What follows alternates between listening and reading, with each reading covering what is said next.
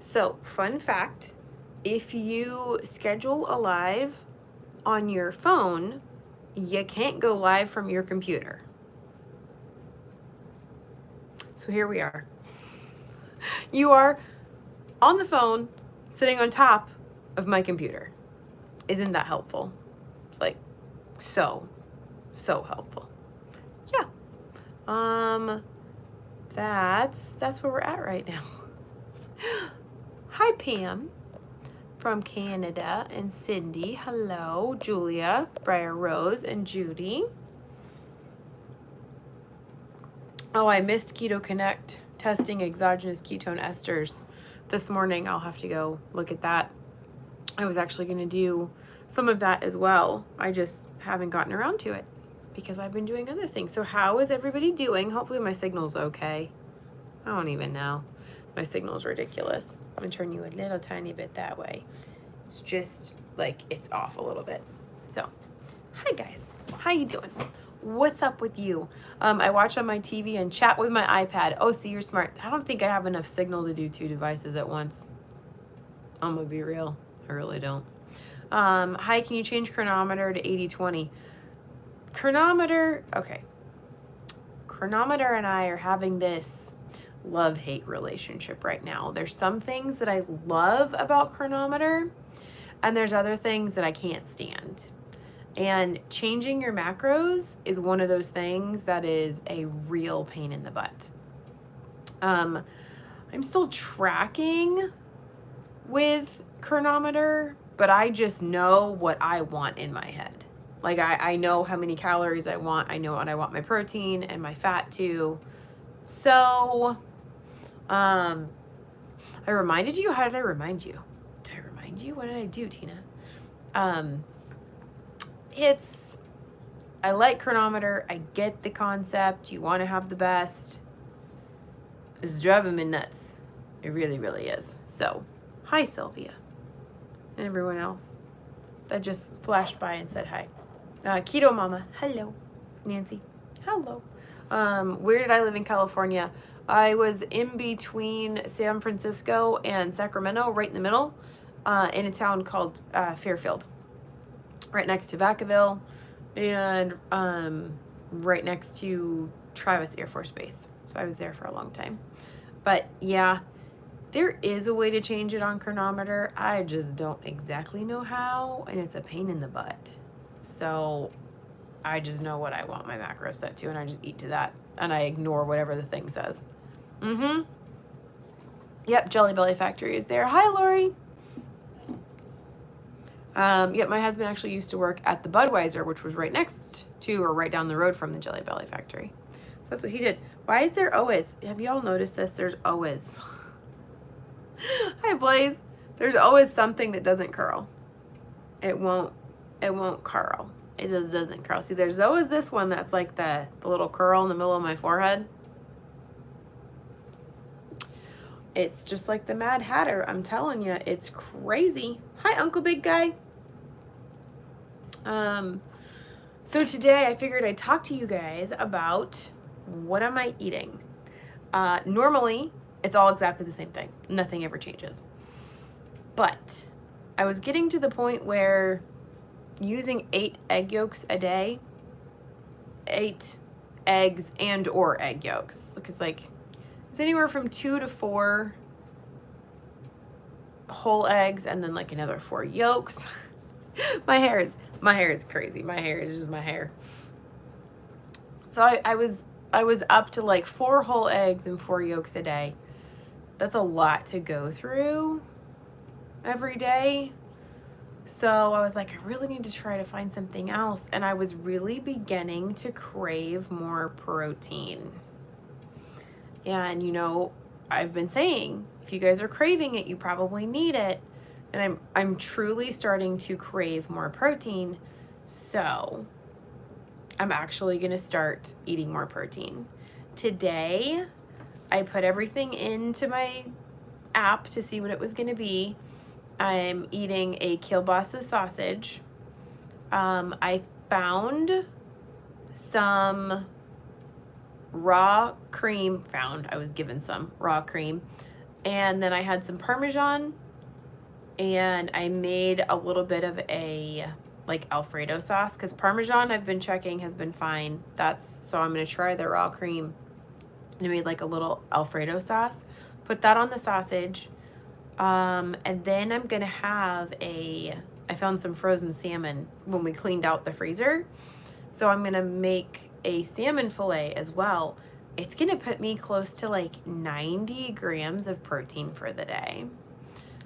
So I'm going to have that. And then so far, with my 2 fatty coffees and the Alfredo sauce, and I'm probably going to dip in like, I'm guessing like a 1/4 cup of butter, if I'm real.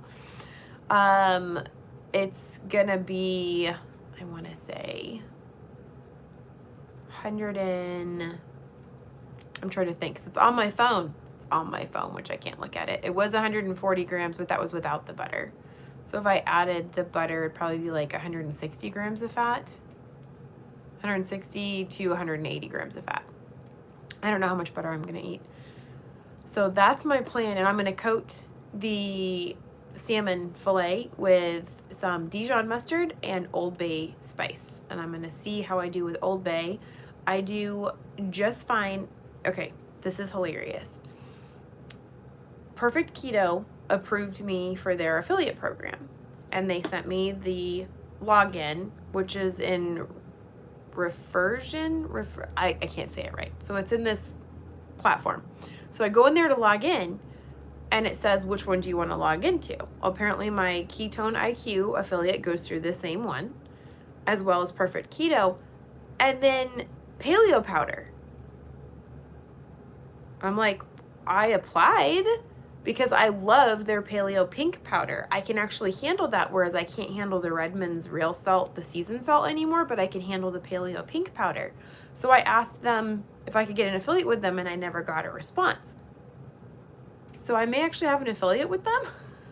So I need to see about logging in, see if I can log in and figure it out, or message them again and be like, hi, I'm guessing it went to my spam folder because I see that I have an account with you, but I don't know anything about my account with you. So I know I can handle the paleo pink powder. I'm going to try Old Bay, and we're going to see what happens when I do Old Bay seasoning. Because it is the time for experiments. It is the time to figure out what I can and can't handle, because the grocery store is sad. And I have a lot of canned foods and things like that. And I need to know what of them I can handle and what I can't handle. So, and what I can eat that I have that's frozen, because my stuff that's frozen is definitely cheaper than what's in the grocery store. So we're trying to do kind of a combination of both, like buying from the grocery store, rotating out our stores from the freezer, and then getting rid of some of the stuff that's in there. Hi, Win. Since going carnivore on July 4th, my hay fever is now gone. Can carnivore diet relieve food allergies as well? I'm freaking allergic to beef, shrimp, and chicken. Yes, actually. There's a lot of people that have reported that their allergies have greatly reduced or completely diminished on a carnivore diet. But allergies almost always have to do with the microbiome and the leaky gut. If you have protein particles that are leaking through your gut and they are getting into your bloodstream, those can cause all kinds of problems. But that's where a lot of allergies come from, is your sensitivity to a specific protein. And for a lot of people who go carnivore, that's enough. Some people have to take it a step further, and they have to do the PKD, the Paleo Medicina version of carnivore, which is very high fat. You're supposed to eat like brain and bone marrow and kidney or liver every day, and make sure that you're getting all of your nutrients in that way. And but yeah, so the other thing I found fascinating is that the PKD, they don't track macros at all. They don't track food. They say when you're hungry, you eat. When you're done, you stop. And there's not a single person that's done their protocol correctly that has ever come up with any nutritional deficiencies or anything like that. And it's healed almost everything that they've ever gone for. So it's one of the things I was thinking about. I was like, you know what? I'm actually kind of hungry. Like, I want food. I don't want my fatty coffee, my yolk waffles, and my ground beef, my raw ground beef with egg yolks. It just didn't sound good today. So I woke up this morning and I was like, well, we just clean out the freezers. What else in the freezer that I need to try to get rid of and see how I handle? So that's my experiment for today. My protein's going to be up at 90. We're going to see. I don't have a clue what's going to happen. It may backfire. It may not. But I'm actually satiated. I feel good. So we're going to wait and see. Let me see. Hello, Mary Lou and Chrissy. If your blood sugar is in the 90s in the morning and ketones are good, what does that mean? I'm in high ketosis. It means that your blood sugar is in the 90s. It doesn't really necessarily mean anything. It could mean you're popping glycogen bubbles, or it could just mean that you had a bit more protein, or maybe you're being affected by sweeteners of some kind. And but 90 is actually not a terrible number compared to a lot of other numbers that it could be. So I don't know where you're coming from. If you're coming from lower numbers or higher numbers, that can make a difference. But in the morning, especially, dawn phenomenon, even if it's under control, it's still going to have a little bit of a higher reading in the morning. So, yeah. Chrissy said, had to go back to more protein and less fat. 80-20 is not serving me well. There's a lot of people that tried it and it did not work for them. And so they are going back 100%. And that is the goal, is to just find out what's going to work for you. And until we try it, we don't know if it's going to work or not, unfortunately. I have a hangnail. I just cut it off with my clippers because it was hurting me. So, I was like, oh my gosh, Blaze, I know. I was like, how many people are going to get mad at me for changing too many things? Yeah, I know. A lot of things. And I was like, I don't care. I don't care. We don't get our other cow until the end of September. And so we are starting to run out of ground beef. We're running out of a lot of stuff. There's a bajillion ribs that I need to cook. And I have no idea if I can even handle barbecue sauce at this point in time. Probably not. So who knows? A lot of times I'll make the ribs like a roast. I'll do that as well. So I need to go pull out some ribs to make. That's what I need to do. Thanks for reminding me. I need to go do ribs. But we need to make room for the new cow and use up what we have left. And there's a lot of stuff that I need to go through, which is why I'm just gonna do it, and we're gonna see if I pay for it. Let me see. Yeah, there's a little bit of swelling on my ankles, but they were already kind of going up a little bit anyways. It's hot here, and I can't drink any electrolytes. I can't find any electrolytes that don't bother me right now. It's not nice. No electrolytes. I keep trying to do this. It's my mouse. It doesn't work that way. I know, Blaze. I'm ridiculous. Just came back from an appointment with a healthcare professional who said that her mother is successful with keto for 2 years, but she encouraged her to eat a slice of pizza because she's too restrictive. I think it's funny that we consider it to be too restrictive if someone doesn't eat junk food. So helpful. I'm like, yeah, that's fantastic. Wing it.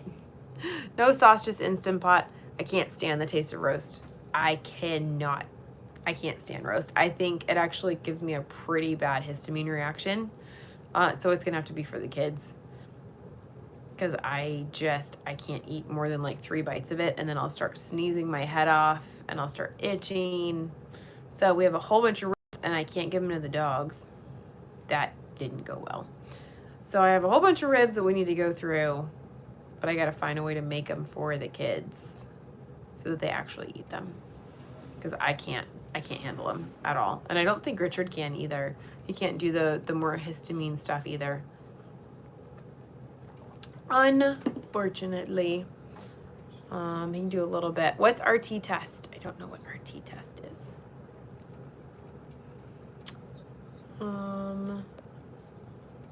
But yeah, there's a lot of people who are starting to add in more protein because they just aren't feeling very well with the high fat. Is it healthy to eat below 1,500 to 2,000 calories for a female 5'2" and weigh 101, only 10,000 steps a day?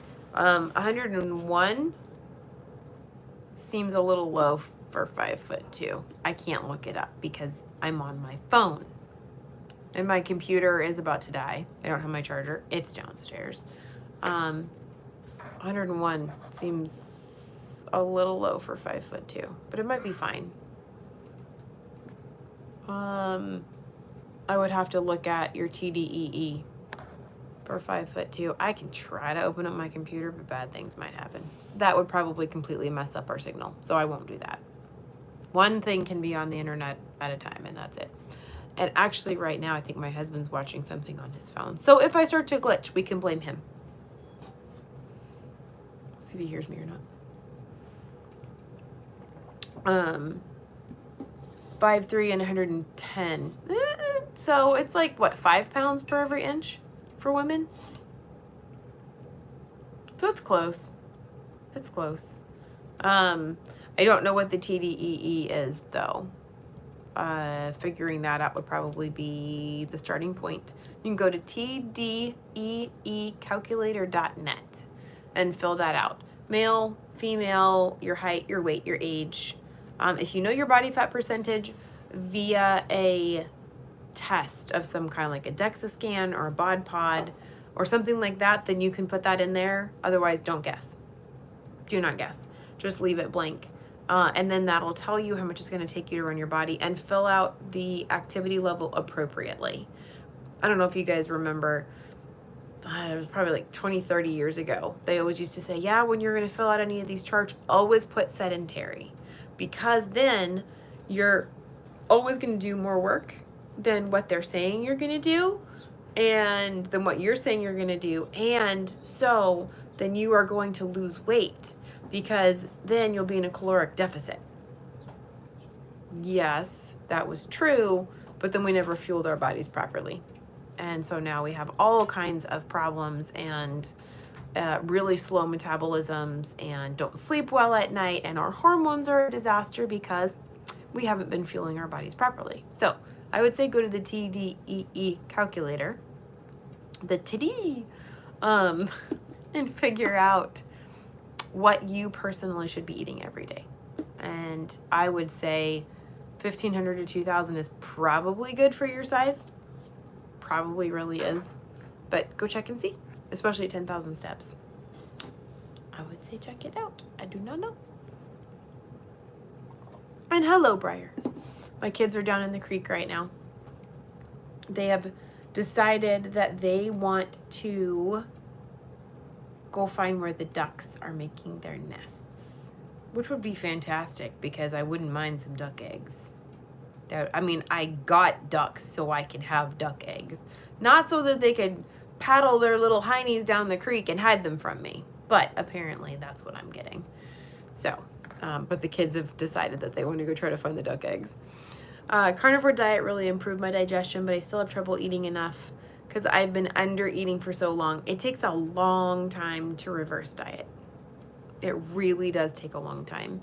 You have to be very diligent and intentional about it, tracking everything, finding things that you can eat better than other things. Because some things, I mean, if fat fills you up really, really fast, then it would be really hard for you to eat a whole lot of fat without getting enough protein in. So finding your blend of macros is going to be very important, because some things, we'll think about it like dessert. You'll go to eat something and there's always room for dessert. That's because of the chemical pathways in our bodies. There's nothing to tell us to stop eating carbs. So, Tina, you're talking on the phone? Seriously? My Marco Polo alert just went off. So helpful, girl, because I'm on my phone. So I was really hoping under-eating is so easy. I did it for a while. Yeah, a very long while. Especially when I first started my keto journey. I was under-eating. I was trying to stick to like 12 to 1,400 calories a day. Tina, I'm going to kick you if you don't stop it. That's what I'm going to do. She's probably laughing at me right now. But yeah, it's very easy to do. I was under eating. It took me almost a year to reverse diet up to almost 2,000 calories a day. And now I'm just trying to kind of play with my macros a little bit, but I'm also trying to relax a little bit. Kind of trying to see if I really truly can hear what my body is telling me. And I'm not paying attention to the phone, and I'm trying to eat, and I'm writing down what I'm eating so that if I need to track it and see what the macros are, I can do that later. So that's what I'm writing down over here. But if I put it in there, then I'm afraid I'm going to restrict, or I'm going to do something like that. I am going to come over there and kick your little butt. That's what I'm going to do. So I'm trying a different method right now because I want to see how intuitive I can eat. That really is a goal of mine. Like Amber O'Hearn, she can intuitively eat to get what she needs. Kelly Hogan was intuitively eating, and they, were doing great. I want to see if I can get to that point. Chrissy, you're so sweet. Thank you, my darling.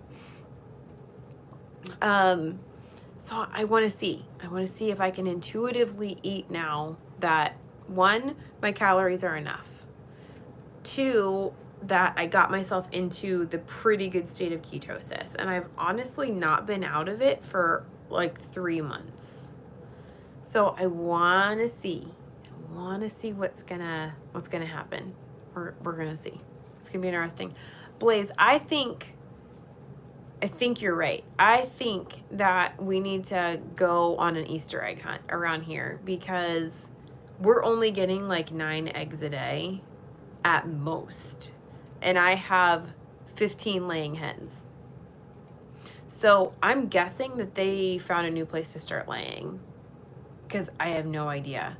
I know that we are losing some chickens to the predators. But I really think that they must be laying somewhere. It's probably in like my 5,000 square foot garden with weeds that are up to like here. They're so high. It's so bad. I have such a black thumb. 2 of them. I've been itching, especially on my legs and arms. Feel like I'm detoxing from carnivore. That would probably be oxalates. Yeah, it's probably oxalate dumping, 100%. Actually, some people who go carnivore need to go slower and add back in some form of spices like cinnamon or dark chocolate or black tea to slow down the oxalate dumping, because some people, it's so severe it can actually land you in the hospital because it can cause heart problems and breathing problems and voice problems. I've noticed over the last maybe year that my voice has almost this little bit of a like scratchy undertone to it. I think it's the oxalates. Yeah, that's my guess, is it's probably the oxalate dumping. You're probably dumping toxins out of your body, and I bet you the oxalates are some of it. So if ever you like get little tiny sand crystals coming out of your skin, or sometimes they look like pimples, but then when you break them open, it's like this really hard little bit, it's probably oxalates. Sometimes they come out of the bottom of people's feet, and like the whole bottom of their feet, they'll like peel off because of the oxalates. It's nasty. This is just water. Did I already say that? This is just water. That's what it is. Because I can't find an electrolyte that doesn't make my ankles swell. But then again, honestly, almost everything is starting to make my ankles swell a little bit. I can only do so much. And we're crossing over into the, okay, if this is as good as it's going to get, my pain is substantially reduced, my ankles swell a little bit, but I can still function, then so be it. And that's what we're going to go with, because I need to live. Yeah, it's not too bad. My ankles are a little bit swollen right now from the sausage and the Alfredo. What is an oxalate? That is an excellent question. It's actually oxalic acid. Oxalates are teeny tiny little crystalline structures, I'm fighting with my sock, that are found in certain plants. And for a lot of people, they build up oxalates in their body. And we're told to eat a lot of green leafy vegetables, lots of almond milk, almond flour, things like that. Those are all extremely high in oxalates. Prior to going keto, we were told sweet potatoes and Swiss chard and things like that. Kale's not too bad, but we were told to eat all these things. Oh, and berries like raspberries, cashews, those as well, have a lot of these oxalates. Well, our bodies are not able to detox those oxalates very well in many cases. What oxalates do is they actually bind to minerals, and one of their very favorite minerals to bind to is calcium. So we are always told that we needed to eat lots of spinach for the calcium. There's a problem. There's so many oxalates in it that it negates the calcium, pretty much 1-to-1. They completely cancel each other out, and then you're able to pass it through. But if you eat a food that has higher oxalates without the calcium, then you get a buildup of oxalates in your body because they have to bind to something to be able to be shuttled out of your body. So they end up getting stored in places like your joints, in your eyes, up in your scalp, in your mouth, and all of these really weird places. In your heart too, they get stored there as well, until they can bind with something. But the other thing about oxalates is that if you're continually taking in, let's just use an arbitrary number, 100 units of oxalates every day, and your body can only process out 20 units of oxalates every day, you're storing 80 units every single day, over and over and over and over and over again. So what happens is that if we all of a sudden stop eating oxalates, we realize that oxalates are horrible, and we stop and we go on a carnivore diet. Even if you don't realize that oxalates are horrible and you go on a carnivore diet, it's still going to happen. What your body does is it goes, wait, we're not getting any more of these things that we have to store away. Does that finally mean we can start getting rid of everything that we have in storage? It does. So sometimes your body gets a little overzealous and it goes, let's dump 1,000 units into the bloodstream so that we can try to get it out, and let's push it out of our pores, and let's get it out of the body as fast as we can. The problem with that is that you can't detox that much of it, and also you don't actually detox it. It doesn't go through your kidneys or your liver.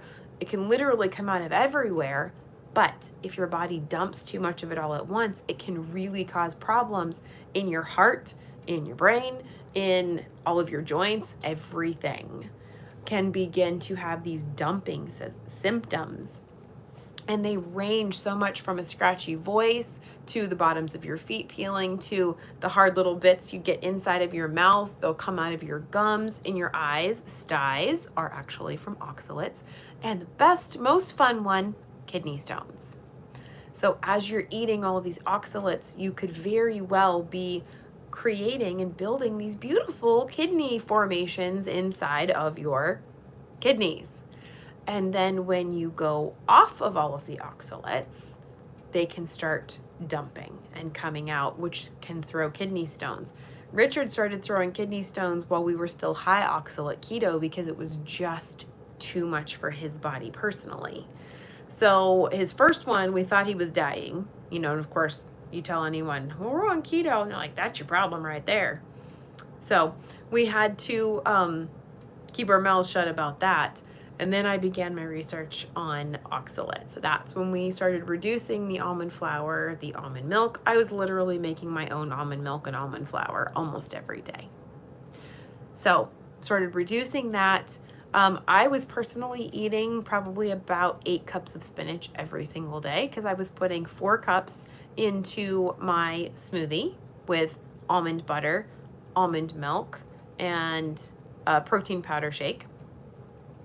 And then I was also eating anywhere from like a half to 1 can of spinach a day. And then I was eating some more spinach, probably about 2 cups of spinach, in my salad every day. So the fact that I didn't kill myself is kind of amazing because I probably should have killed myself.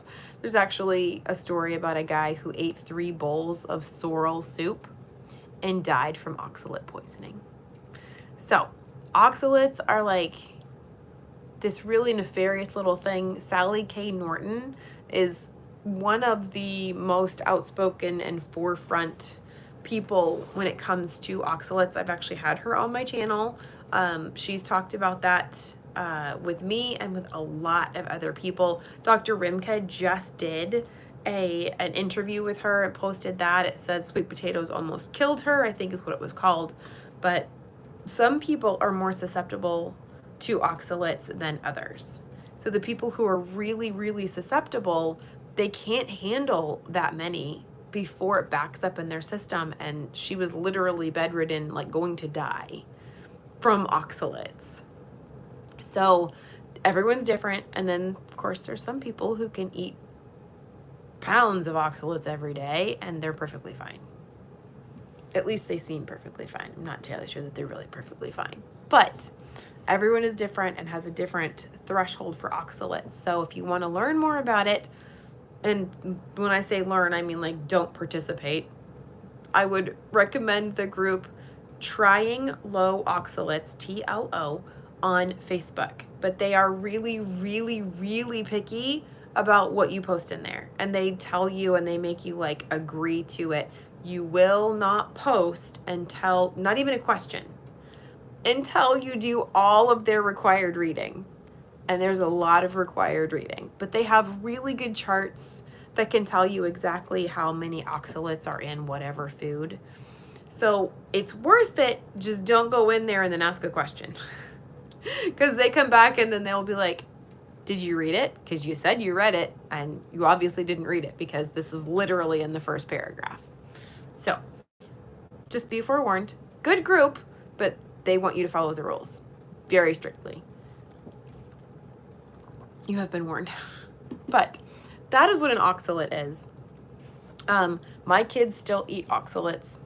Bella, and we have dozens of raspberry bushes on our property. The kids go outside, they eat raspberries. Bella loves cashews, so I will let her have a handful of cashews every day. And I know that she's detoxing them because she gets on the back of her arm, she'll get the little white bumps. She'll have all those white bumps and she'll get them on her face. So I know that she's pushing them out.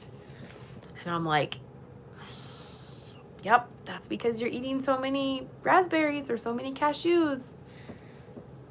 So until she starts to have a real problem, I'm going to let her eat it because it's only for a season anyways, until all of our raspberry bushes are gone. Richard's had, I want to say 3 kidney stones. So the first one we thought he was going to die. They gave him Dilaudid to help him get through it, which he's so strongly affected by medications that he was on like half dosages. But then once he understood what it was, and then one way to start helping with the oxalate dumping is to start drinking lemon water, because the citric acid actually helps to round out the edges of the oxalates so that they are able to pass easier through your system, out of your eyes, things like that. without causing quite as much damage. So when the stone gets knocked loose and it's coming down your kidney, down the tube, it's not like scraping and poking the whole way, it's just passing through. So he ended up passing 2 with almost no pain as long as he stayed on top of his lemon water. There's, oh, what's it called? I can't look, it's on my phone. There is a supplement you can take, one called Stone Breaker, there's something else, but they actually do help immensely with helping to not necessarily always dissolve the kidney stones, but to round them out and make them a little bit less intense. So there's a couple of things that you can do to try to be, you know, proactive about dealing with oxalates. I'm out of water. That is unfortunate. But yes, Sally K. Norton has a book called Toxic Superfoods, I believe. And it is scheduled for release in December. It's been ready, but something with the publisher, they pushed it back. So she's just waiting. I'm cold.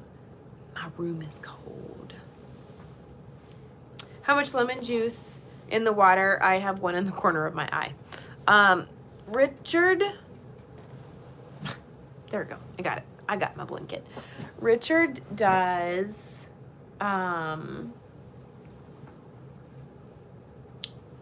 blanket is a mess. Oh, you come over here. Richard does 2 to 3 packets of the True Lemon in his water bottle every day. And that helps him stay on top of it pretty well. This is my IKEA blanket. I don't know if you all have seen these. I don't even know if they make these anymore. Oh, we bought probably like 5 or 6 of them in California. So it's this giant blanket that stretches out to like a king, maybe like queen, maybe king size bed. So it's stretchy and they're light, but I love them. Absolutely love them.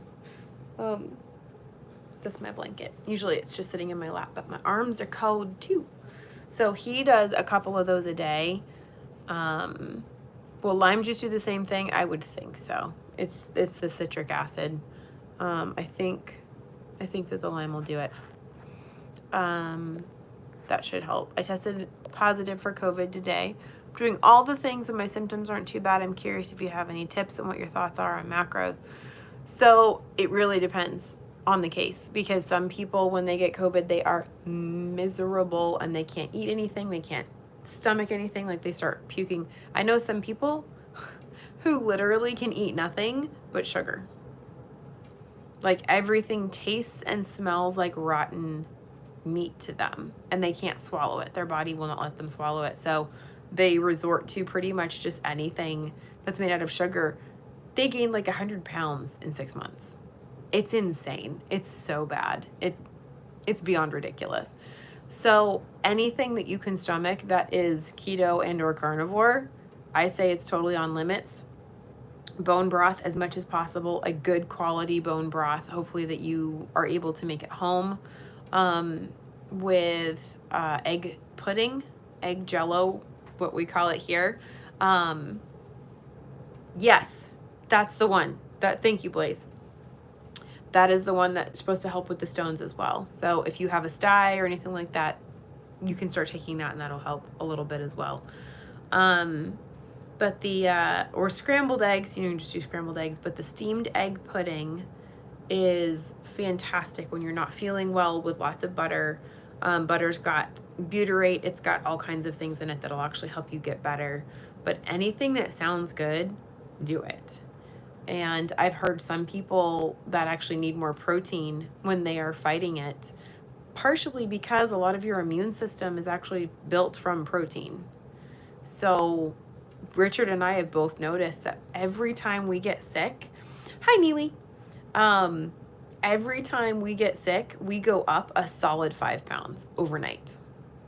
And he'll wake up and I'm like, your breath smells terrible. And he's like, it does? I feel fine. And then 24 hours later, he's like, yeah, I'm tired. I guess I am not fine. So every single time that we are fighting something, we go up a solid 5 pounds in weight, and before we actually get sick, we're craving more protein. Maybe that's my problem. Maybe I'm gonna get sick. I don't know. Bella's breath does not smell good right now, so maybe she's gonna share something with me. Neely, I just watched one of your Wellness Wednesday. Oh no, your SIBO, your full protocol. I just watched that. I need to reach out to my person. I need to reach out to Danny and figure out what we're gonna do for the H. pylori, because y'all. My husband got a new job, which means that the insurance is not going to be there for the colonoscopy for like months. Once he's done with this one, then it's, of course there's always like a waiting period. So, H. pylori can cause SIBO. That's why I'm like, I need to deal with it now. I don't want to mess with that too. I have enough crap going on. I don't need more. So I need to hurry up and get on that. But yeah, so my colonoscopy is not going to happen.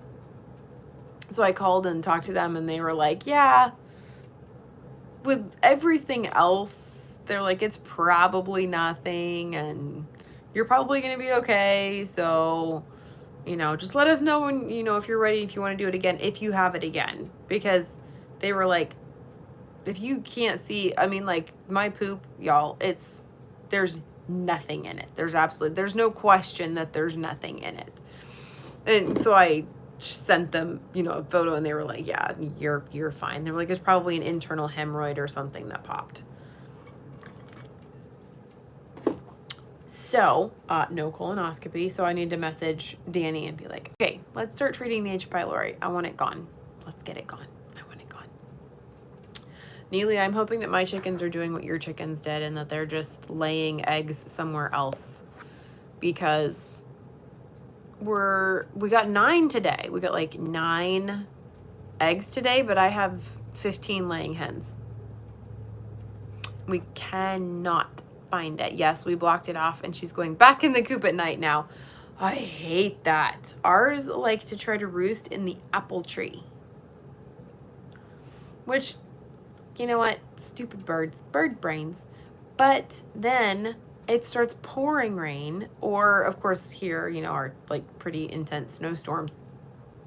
So I have to go out there with the broom, the longest broom that I can find, and knock them out of the tree. It's hilarious. So I ordered a fruit picker, like an apple or a pear, the little basket on the long pole. And I ordered the 13-foot pole, so I can stick the pole up the chicken's butt and get them out of the apple tree.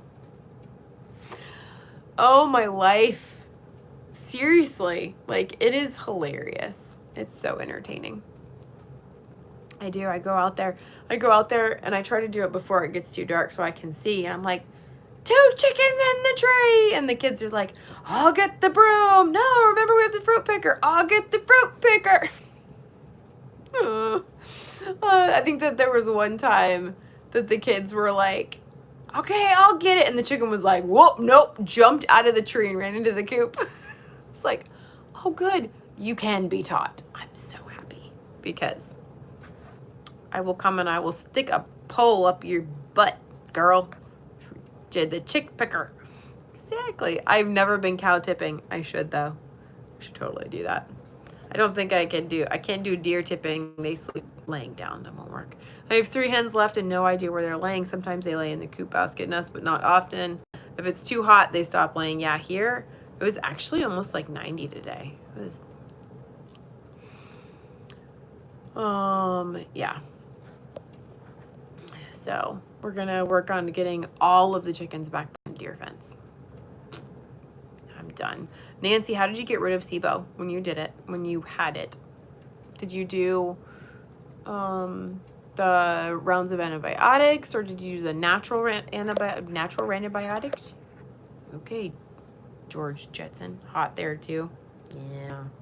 I'm out of water. I should stop trying to drink the water. It's empty. Is there anything with Walmart eggs having the white string-like thing attached to the yolk? Every egg has that. Actually, there's 2. Generally, there's two little umbilical cords, basically, that lead the white to the yolk. Totally normal eggs. But usually there's two, one on each side. Now it's really empty, but now if I lay it down on its side when it's empty, maybe I'll stop trying to drink it. There we go. Yep. Yeah, a lot of times there's two. Yep, blood spots are normal.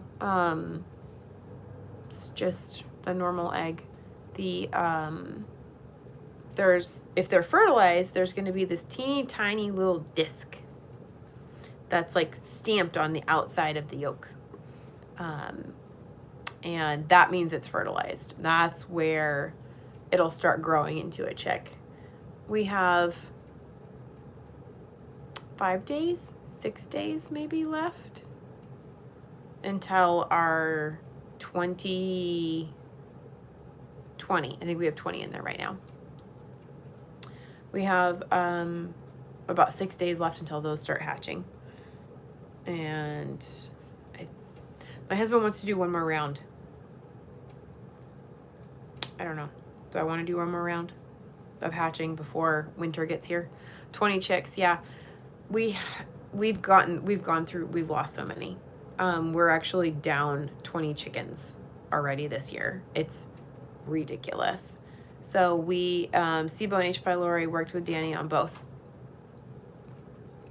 So I don't know. What do you guys say? Should I do another round of chicks after this one? My husband wants me to. So we can replace,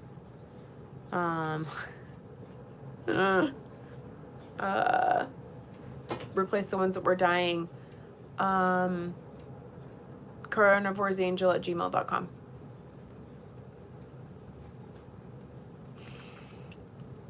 He's asking me what my PayPal email is. carnivoresangel@gmail.com. That's it, yeah. So we're hatching. We actually put 22 chicks in there. We put 22 eggs in the incubator, but 2 of them did not take, and that's actually not bad for only 2 of them to not take. And these are my barnyard blends. We walk outside, we reach underneath the hens, and we put them in the incubator.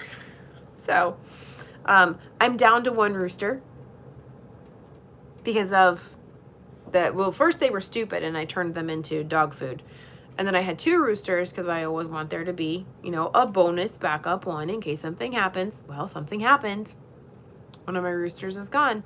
So I do have a baby rooster, but he's not very big yet.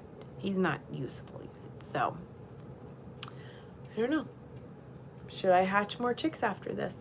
One more round before winter gets here.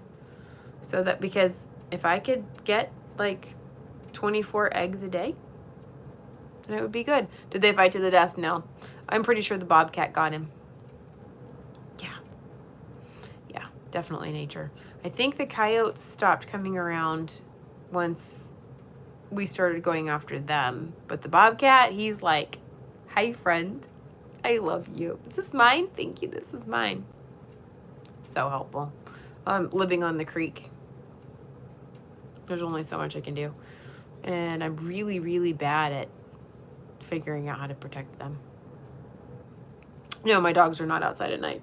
The reason that my dogs are not outside at night is, 1, they are untrained and they need training. Number 2, they rile up the deer. And when they rile up the deer in the pens, the deer then run into the fence. And if a deer breaks its neck because my 2 idiot dogs are chasing them because they are not trained to be guardian dogs, and my chickens are actually locked up at night. They're in the coop, sealed. Nothing can get into my chickens at night. The snatches are happening in the middle of the day. And my property is not fully fenced. So my dogs are not trained to stay on the property. They can just walk off whenever they want to. Yep. So we need training for them. But literally they just, Connie, sorry, I'm at work. You can jump on and off. It's okay. But they could literally just walk off the property whenever they felt like it. Not helpful. I don't even know how to say your name. Defense Whiz. Come back. First time catching you live, Amy. Been watching all your vids since the start. Thank you very much. I try to make it fun. I'm just that goofy. A fox took out most of my flock right after I let them out of the coop in broad daylight. Yeah. It's the daytime ones that are happening more than anything. I'm at work too, just jumped on. Hi, Tiffany. Oh, nice. I like it. Did you get a code already? I don't know. It's in your email, not mine. You should check it. Because my computer is full. You like this? My little turkey skin. Well, seems how your email overtook my computer anyways. It did? Sorry. Go into something and brings up your email, not mine. My husband just signed me up to become an affiliate with our freeze dryer. I am actually planning on making some videos on how we freeze dry and what we freeze dry, and then how to I don't think I have access to that one. preserve what we freeze dry, because I have been on overdrive trying to get all of our stuff processed, and I can some stuff and save it. I don't know your password. I don't have access to it. I don't know which password it is. It could be the one that you hate. Probably is. I have the most epic password. It's awesome. It's good. That's the one that's never been hacked either. I'm sure that there's some code breaking somewhere or something that's going to hack it eventually. Asking for a password on the stream. That's interesting. I'm not asking for your password when I go live. I have no idea. Yeah, so I'm going to start showing some of my freeze drying stuff.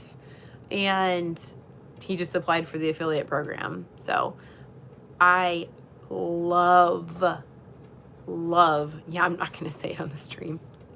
No, I'm not going to say it on the stream. At least I'm smart enough to not do that. I love my freeze dryer. Absolutely love it. And we used it a little bit, but then now we're like in super high gear. We've got some friends coming over that are bringing over their produce. They have trunkfuls of produce from their garden that they just give away to everyone. So they're bringing some of it over so that they can freeze dry, because so much of the nutrients is retained. It's so much lighter. And storing it is a lot easier than the glass jars. You can put it in vacuum seal bags or Mylar bags with the little oxygen absorbers. It's amazing. Yeah, Neely, it is worth every single penny. What I do, we just cleaned out our freezers. The freezers, they were a giant disaster because we didn't have them organized. Because like we bought one freezer, packed it full, bought another freezer, then packed that one full, and then bought another freezer and packed that one full. So everything was everywhere. So Richard and I took about 5.5 hours to organize all of the freezers. So all of the chicken is in this one freezer and all of the beef is in this other freezer. We have so much chicken. I had no idea we had so much chicken. And one of my favorite things to do with chicken thighs, with the skin and the bone, is to actually turn it into broth. So I'll take an entire pack of the chicken thighs, and then any chicken bones that we have left over from chicken wings, I save every single bone. We throw all of that into the pressure cooker, and then I do it, my video, I think it's the second video that I ever did on YouTube. It's called Bella's Chicken Soup for the Soul. It's that recipe. I only do 8 cups of water, and then I pressure cook it for 4 hours. So when it's done, I let it cool off, and then I pull all of the bones out separately. I'm really careful because if you just squish them, they'll just disintegrate. So I pull all the bones out, and then I pull all the meat out. I pull out the skins, and then I'll like air fry the skins later because they're so good. But then the meat I'll put on 1 or 2 trays. The bones I'll put on a tray. And then the broth I'll put on the other 2 trays. And you want to pre-freeze everything. It goes so much faster when you do it that way. So you pre-freeze everything, and then I freeze dry all of it at the same time. The chicken is so good. Like, we can just sit there and eat it right out of the bag. It's super dry and crunchy, but the flavor is fantastic because of all the seasoning that you put in there.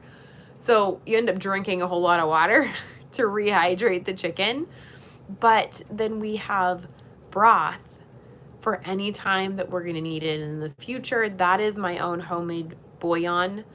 And if we're sick, it's a 1/4 cup of the broth to about a cup of boiling or hot water.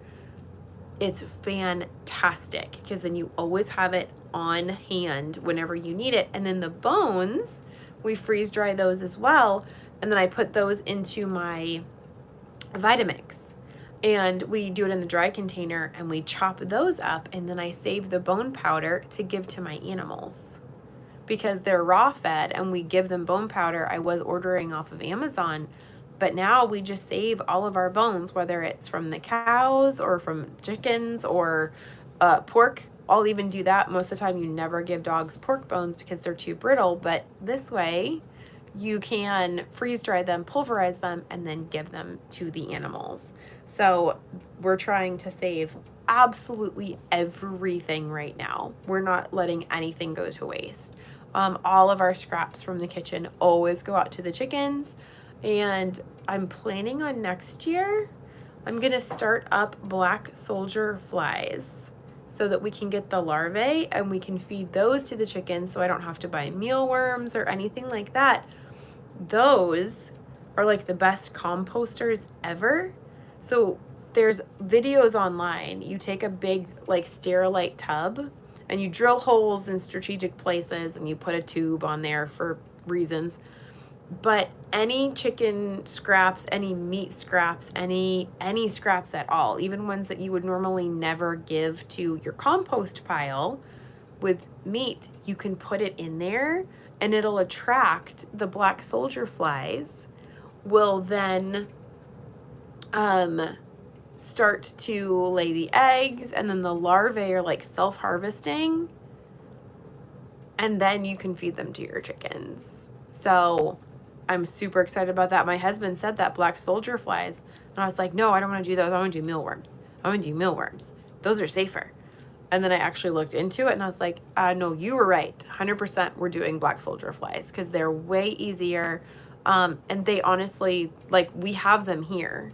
So if I just put this stuff out, they will come. It's like build it and they will come. It'll be awesome. So that's what I'm gonna do next year. What brand? I don't feed my dogs any brand. I raw feed my animals. I do a bone powder from Amazon. And the reason I do that, we can feed them bones, but my big German Shepherds don't always make the best choices. Sometimes they swallow them whole instead of chewing them up. Sometimes they chew up the ones that they shouldn't be eating. So we just stick with the bone powder until deer season. Once deer season gets here, that's a whole different story because we process for the local deer ranch. We bought the house from deer farmers. So I think we're down to like 40 deer because they've been moving a bunch of them. But we have white-tailed deer on our property in fences. Well, they own a hunting preserve. They'll take people out and they'll go hunting. Shipping prices are ridiculous. And most everyone who comes to hunt here, they don't live around here. It's a luxury thing. It's not cheap. So they'll come, they'll hunt, they want the rack, they want the cape, and that's it. So they end up donating all of the meat to us. And unless they want a full figured mount, we get at least the front quarters. So they will harvest the front quarters and they'll bring them to me whole. I literally take the entire front quarter and I chuck it out the front door.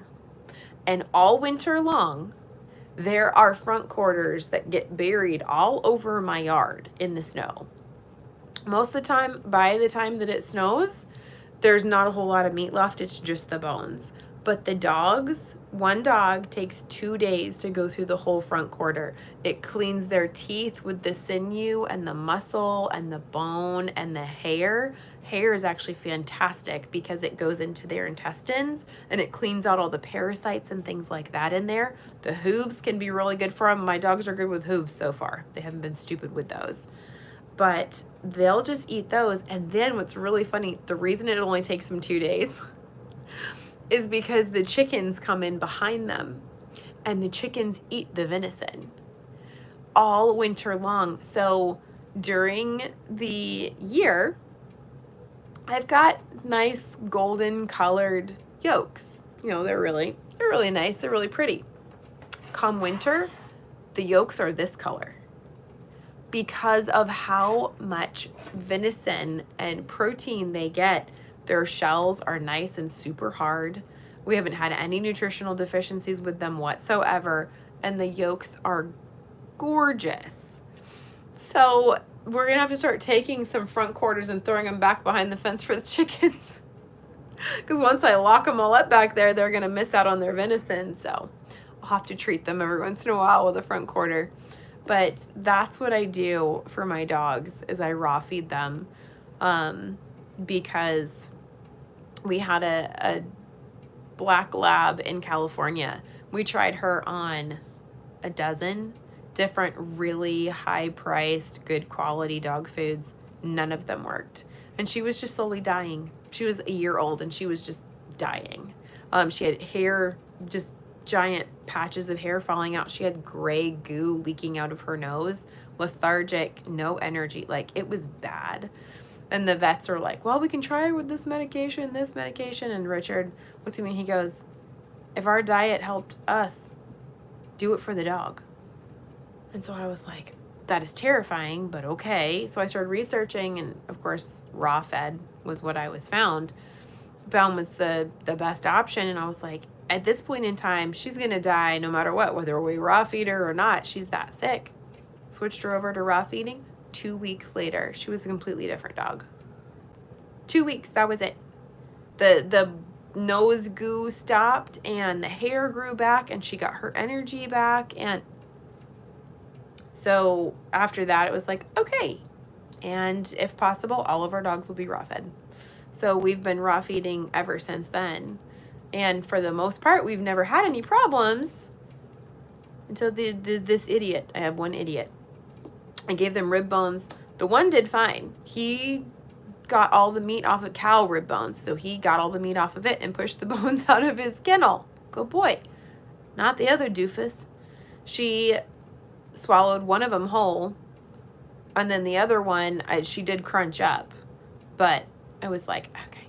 So we started adding pumpkin, and we actually started adding rice to hers too, just to help move everything along, because it has to coat the bone enough to get through her intestines for her to be able to pass it out. So we talked to the vet, and they were like, pumpkin and rice. Just keep giving her pumpkin and rice. It'll be fine. They were like, pumpkin, rice, and chicken. And I was like, well, I feed them beef. Is that okay? And they're like, stick with it. It's fine. So that's why we switched over to bone powder. No more bones. Not unless I pressure cook them and then freeze dry them.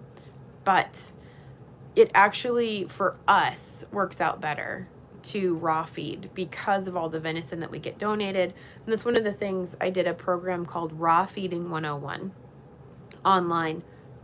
Fascinating. They can tell you everything that you need to know, and they give you tips like, well, for, affording the food for your dog, what you do is you put a post out on Facebook to your friends, family, and join hunting clubs. And then you say, hey, does anyone have any old freezer burned meat in your freezer that you want to get rid of? You need to make room for your new hunting, whatever. I raw feed my animals. I'd love to take it off your hands.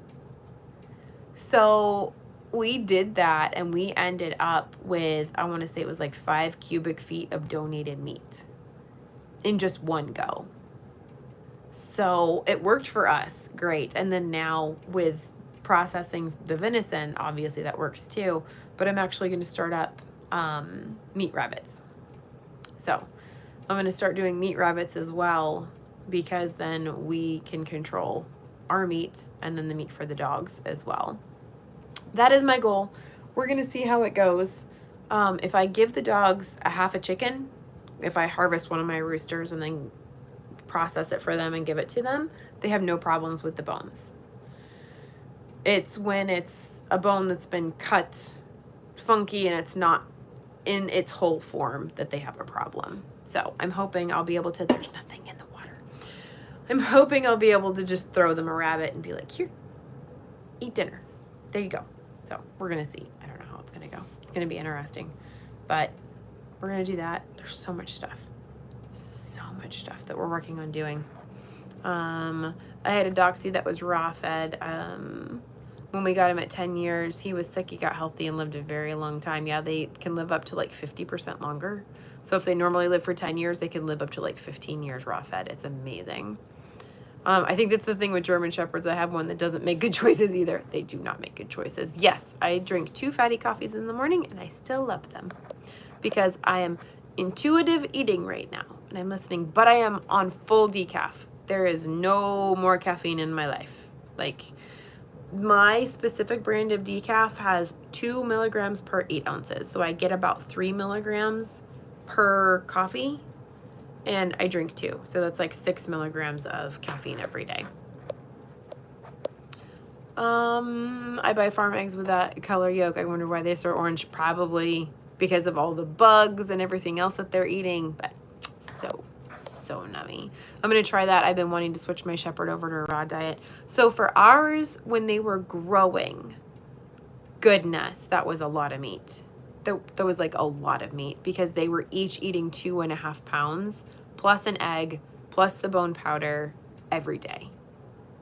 Oh my gosh, that was a lot.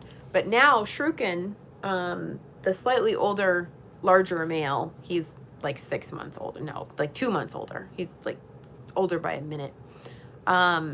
He's on 1 pound of whatever, venison or hamburger. I do 1 egg, and then I do 1 teaspoon of the bone powder from Amazon. If it's my bone powder, I'm gonna have to play with it and see if it's the same. I don't know. I'm assuming it probably will be, but I'm not positive. So it's a teaspoon of the bone powder, and then I also give him a cup of rice. There's a reason I give him a cup of rice. Meat's expensive. And rice is less evil than wheat or corn or actually peas. Peas are not good for dogs at all. Any legumes can cause heart problems. So the rice is actually better for him than the peas are. So if you get anything that's grain-free dog food, it's not helping them. It's really not, because peas can actually be more of a problem than just the rice. And then brown rice has, they say it has more nutrients in it, but it also has the hull on it, which can cause even more digestive problems. So I'm just doing like cheap white rice for the dogs because meat's expensive. Until venison starts pouring in and deer season is here and I just chuck the thing out front, I don't have to supplement with the bone powder because they will be chewing on the bones. It was fantastic last winter. It was wonderful. And of course they're German Shepherds, so they're like, I'm gonna go sit my butt out in the blizzard and eat my food. And I'm like, bring it under the overhang. Nope. Drag it out in the middle of the yard and go eat it out there. They're so special. So that is my plan. But that's what I do. And now the female, the male is fixed. Shrukin is fixed. She is not fixed. She's still on like 1.5 pounds, but she's smaller than he is. But she's not fixed. She, at 1 pound, we could see her ribs. And I was like, it's more than just 2, maybe 3 ribs. It's like all 7. You could see like all these ribs. And it was like, nope, that's too little. So for him, 1.5 pounds was too much. So we took him down to 1 pound. And for her, the pound is not enough. So we're taking her back up to 1.5 pounds. And then the kitty cat gets 0.5 pound about every day right now because she's still growing as well. So that will slow down for her too, but we're still using like some leftover ground up venison. Lori, it's amazing living in the cold in the winter in the country. This is going to sound so weird, especially if the power goes out. because we have our wood burning stove in the room, in the great room, which could sleep like 20 people, honestly. And if our freezers don't have to be run on the generator, that's even better. Because when you lose power in the wintertime, it's flippin' cold here. And I don't have to plug in my freezers. So I don't lose any of my meat. But in the summer, it's interesting. I would much rather lose power in the winter. 100%, I would. But that is just because of my own personal like circumstances. Because I live on a creek and it doesn't freeze over. And if it does, it's thin enough that you can break it. So we can go grab water from the creek and then strain it in the Berkey and filter it out and then boil it on top of my wood burning stove that I can cook on top of because it has a cooktop on top of it. So yeah, I'm like, if we're going to lose power, can we do it in the winter? Not in the summer when it's 85, 95 degrees and then I have to run my generator to keep my meat from going bad. That is my preference. But anyways, okay, I've probably rambled on plenty far enough. This is the mouse to the computer. It does not control the phone. I should stop messing with it. So I'm gonna go spend a little bit of time with my husband before he goes to work, and I'm gonna go make that salmon right now, coated in Dijon mustard with some Old Bay seasoning, air fry 15 minutes at 375. And supposedly it is incredible. I'm gonna put my temperature probe inside of it though. I'm gonna put the probe inside of it. I'm gonna cook it to like 115. That's what I'm gonna do. And it's gonna be amazing. So I love you guys. Thank you for hanging out with me today. And I will see you in the next video or on the next live or in the Mighty Network meeting in like an hour and a half and a bonus. So yeah, I'll see you guys later.